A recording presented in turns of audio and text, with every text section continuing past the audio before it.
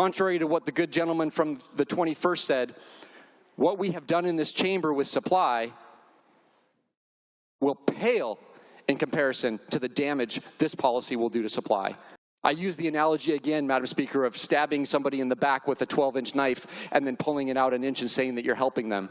Madam Speaker, this is a 12-inch knife of a policy on supply. And everyone, you and I and our colleagues, admit that we have a supply crisis in this state, and we have got to turn it around. Madam Speaker, how did we get here? Why do we have this problem? I can tell you, as somebody who's been a housing provider for 30 years, we have not always had this problem. This is a new problem for the state of Washington, and now we're trying to fix it with a policy that is going to make it absolutely worse. It is not going to provide stability.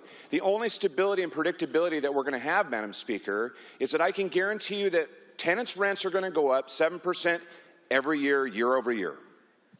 And that we will be back again, Madam Speaker, in another session to fix it yet again. I want to be really clear that this bill will not stabilize the housing market. May I have permission to read, Madam Speaker? Please proceed if it's relevant. Stabilization, the definition, is to make something steady and unlikely to change. This bill, Madam Speaker, does the absolute opposite of that.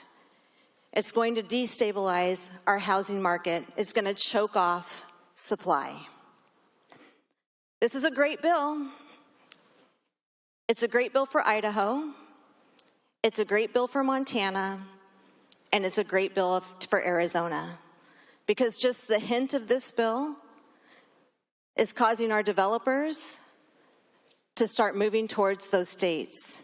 Economists all agree this is not a housing solution. It's a self-inflicted economic wound. We have the 6th highest rents in the nation, and we are last, dead last, in housing units per capita. So this is a real problem. And I fear that this law is going to have the exact opposite effect of what we are intending. It's very well intended.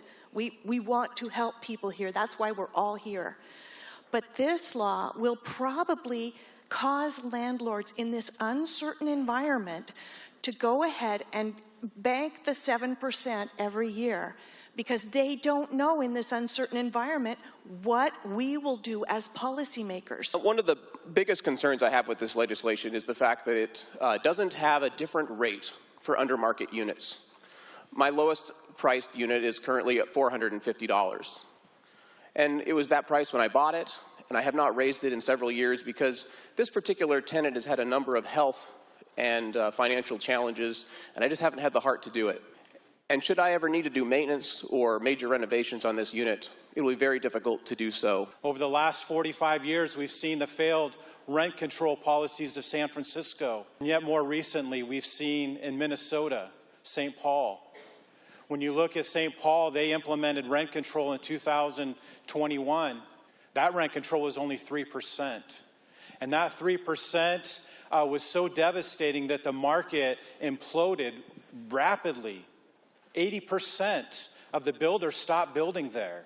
Madam Speaker, I had this article. It says, Austin rents tumble 22% from peak of massive home building spree. Austin, Texas. Rents are going down 22%. You know why? Because they built 50,000 units in 2 years. How did they do that, Madam Speaker? May I read again?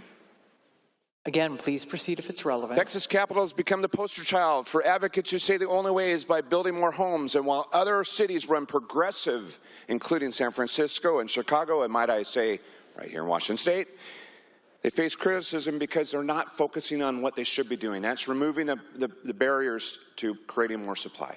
Madam Speaker, please, I implore you, please vote with me no on this bill. Let's do better for the people of Washington State to great stability by creating supply, not another problem. Vote no.